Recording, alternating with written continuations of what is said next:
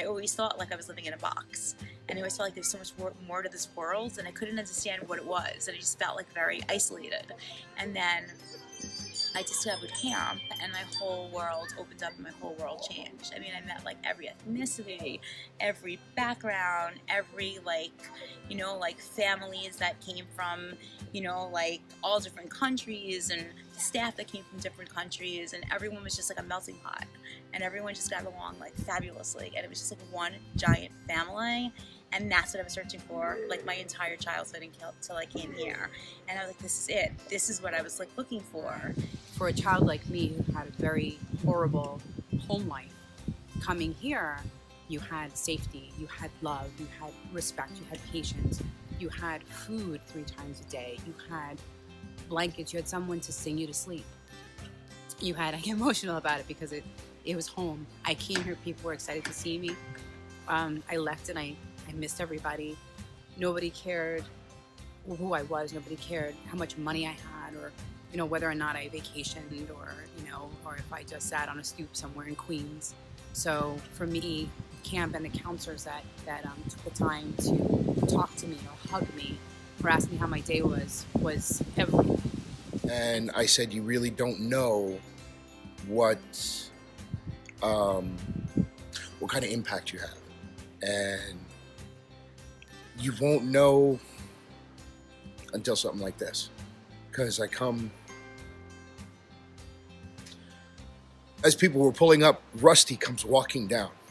And it was just like, he goes, I know you, and I still tell your stories, and I still, you know, and you just sit there going, I had you for a week in the winter of 91 to 92. And this made that much of an impact on me. Different people from different parts of the world, you know, meeting those people absolutely changed my life, absolutely changed the way I think about just different people and how they're just people. And with all their flaws, there's so much more beauty as just people. I loved that, you know. It's a place where I really learned. I grew as a person.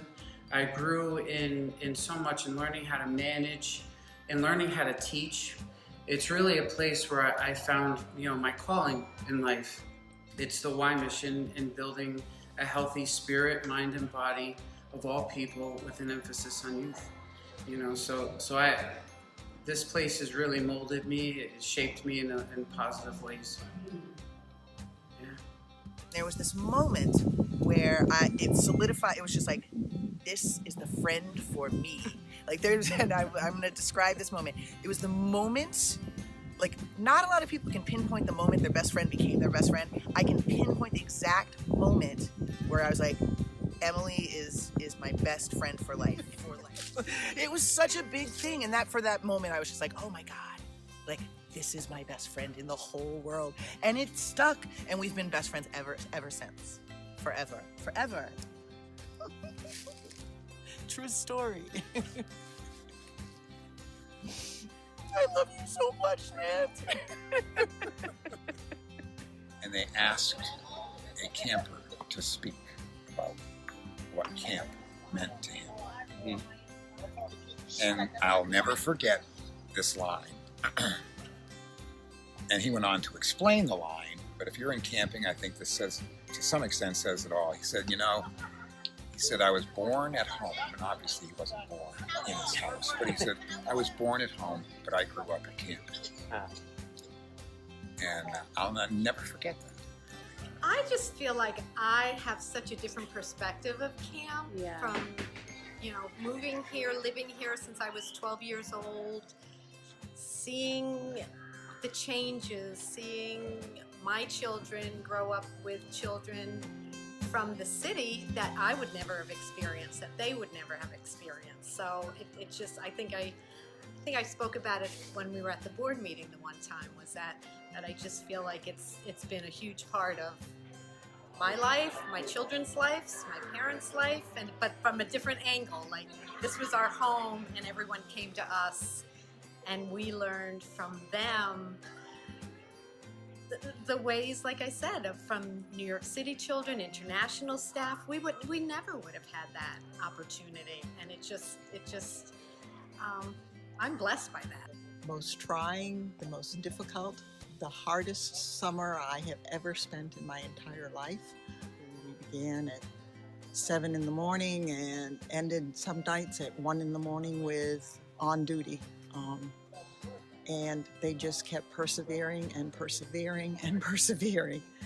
And they gave the kids an opportunity, one, to have some structure in their life, and two, to have some accountability, and most of all, to have fun in a safe environment. I feel like, yeah, there's a lot of different memories that we could all say from camp, because it's like you build a lot of different relationships with a lot of different people from different places, and you learn about like how to interact with people and how to like treat other people, and like the 4 core values. They sound cheesy sometimes, but like you really use them, you know, because it's like the way that you would want to be treated. So you learn how to treat other people properly, as well as making new friends from all over the world. And that was one of the best things, having counselors from all over the place and learning their culture while being at camp. Summer camp. I was the boys' village director that summer. That was the summer of '94, and you were the girls' village director. And Bobby Lassand, brought you down on your first day to tour around the camp, and I was installing the lemon lines ahead of the summer.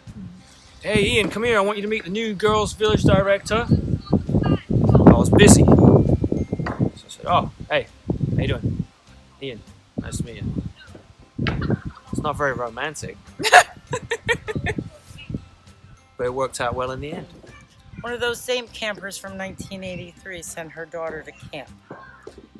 And to me, that was a full circle turning point. And I couldn't believe how much it affected me. And it was one of the most amazing feelings to see the full circle and see this beautiful young girl bouncing around camp just like her mom did, you know.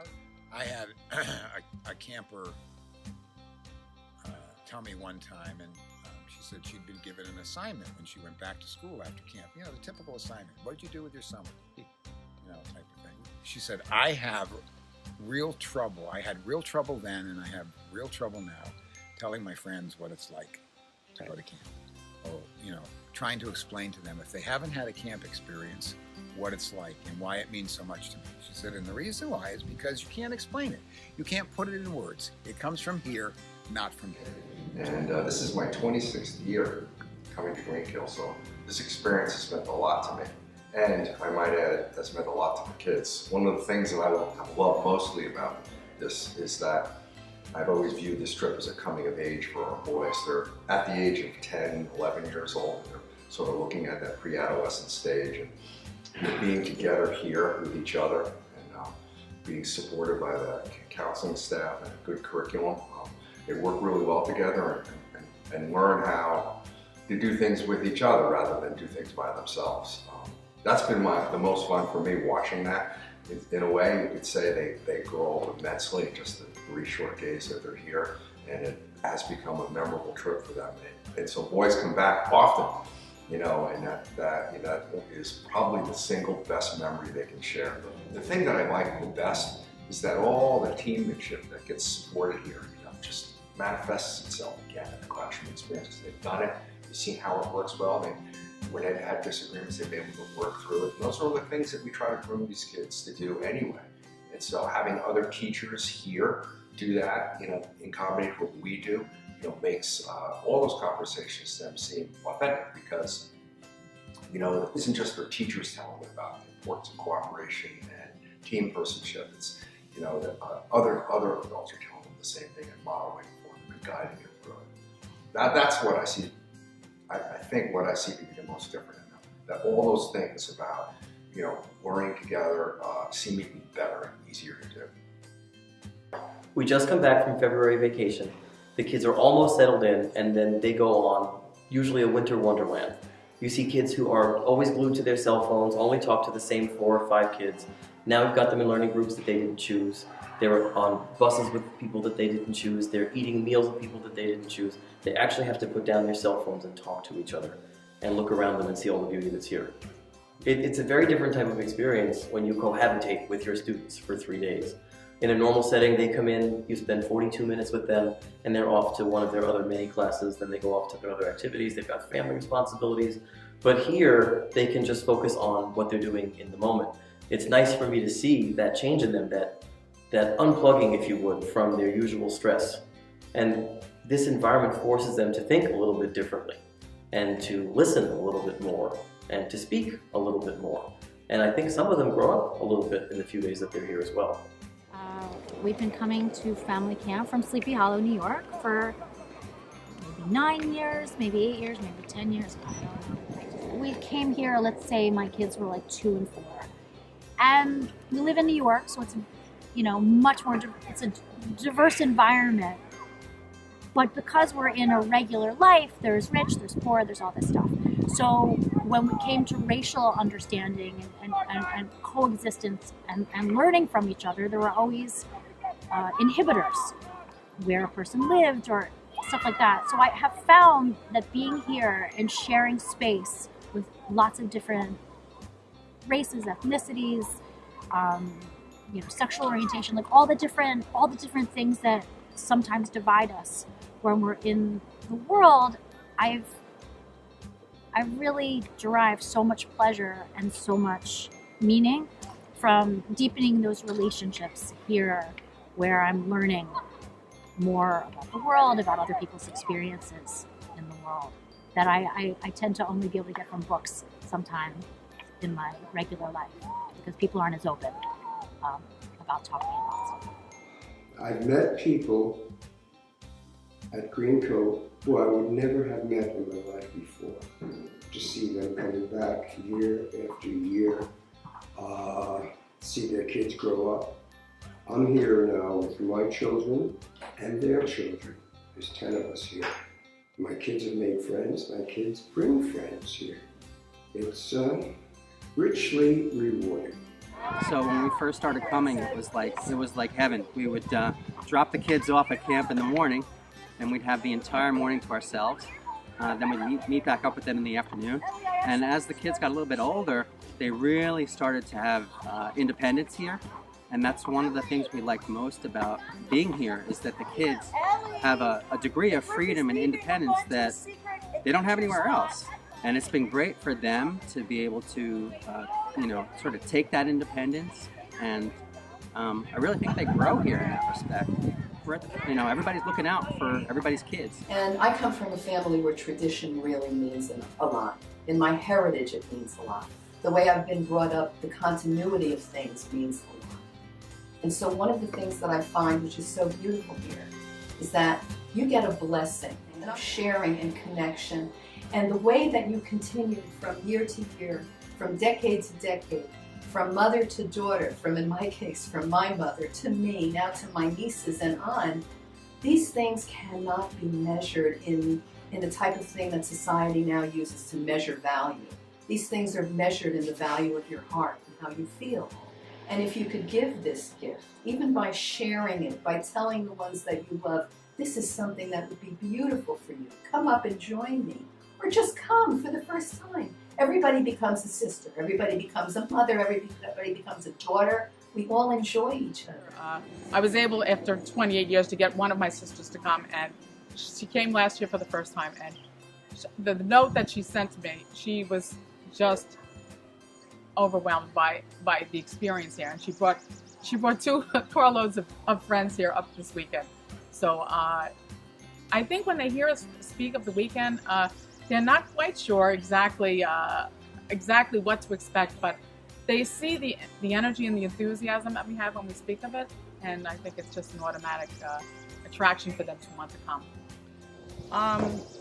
Well, for me, it's a particularly sensitive area for me, because we lost a son in the line of duty who was a camper here, and we have a rock with his name on it, which is up at Talcott. So that's kind of a special place for me that I go to and reflect on all the memories from camp while they were with me.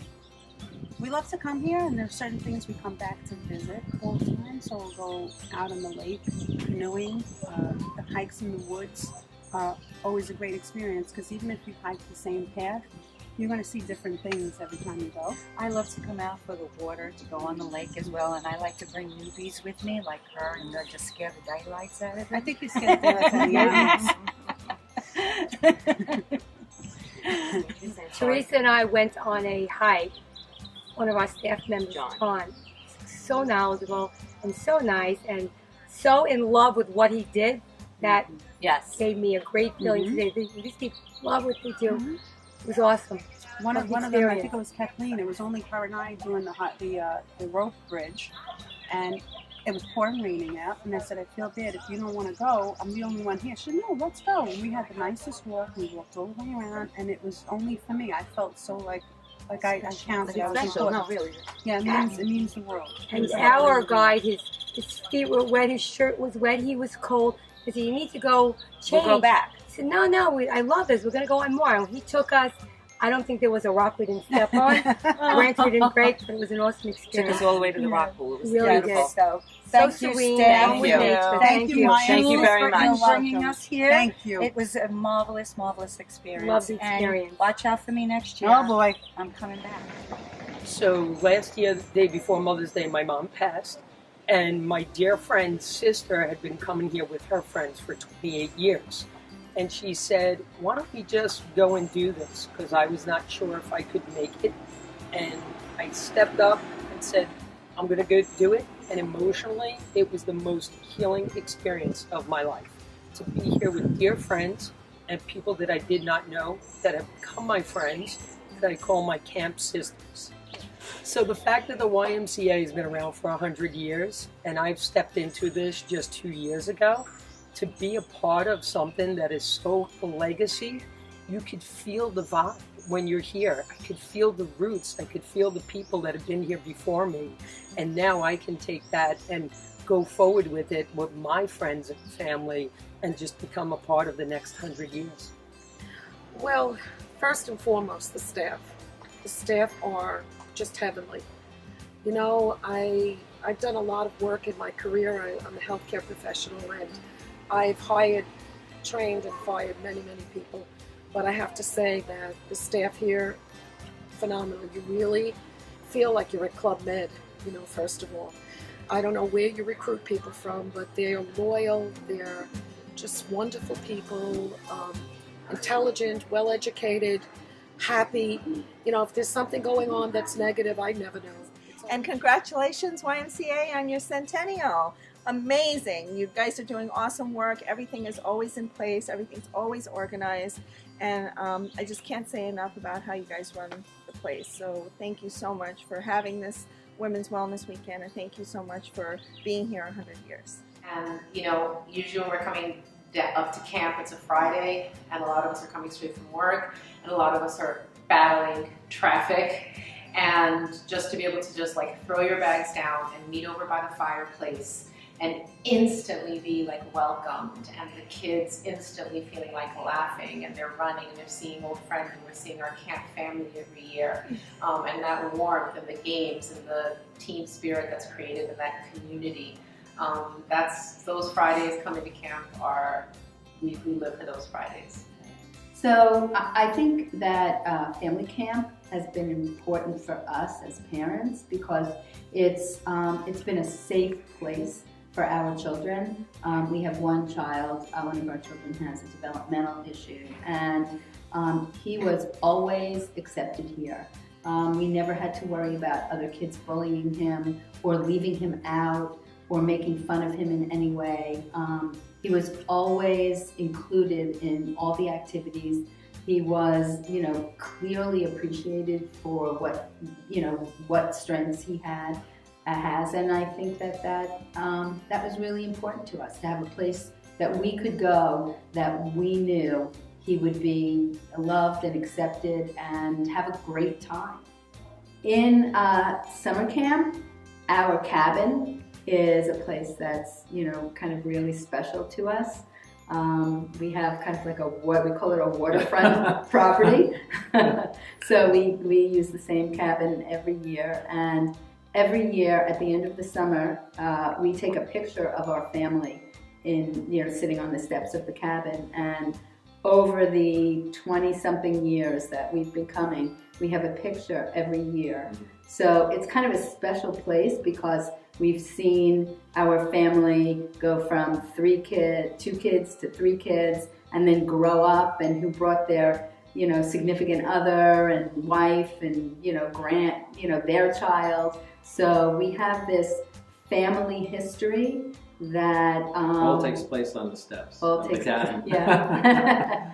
And it's probably the place where I'm most soulful, and I love the fact that every rock and every stone seems to be in the same place year after year, and it's just a part of me now. But I love the jokes. I love the fire. I love the water and the canoeing, and I love laughs. My favorite sound on the planet is belly laughter, and I hear more belly laughter at camp than any other place, and that's nothing could make me more joyous than to see the joy in other people's faces. And I have to say one more thing: the food is good.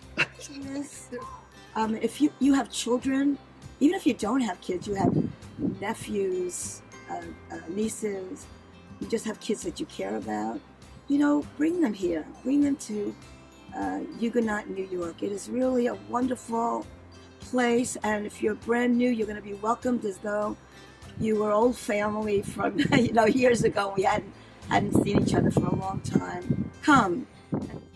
We met David and Takima here at least 5 or 6 years ago, and their son Naeem as well. And when we first met them, I'd say Naeem was probably about up to here, and now Naeem is about here. So it's nice to see. It's really nice to see other families' kids grow along with ours at family camp. And David and Takima are from Brooklyn. We're from Westchester. So again, it's another couple that we wouldn't have ordinarily met, but we met them here. We immediately clicked. We have some work areas in common, education, and I got to know David just through summer and winter camps, and we have a special bond. We don't see each other outside of camp, but every time we come to camp, we hang out a lot. We take pictures together, and we do various activities together. So he's a Y camp friend, which is great.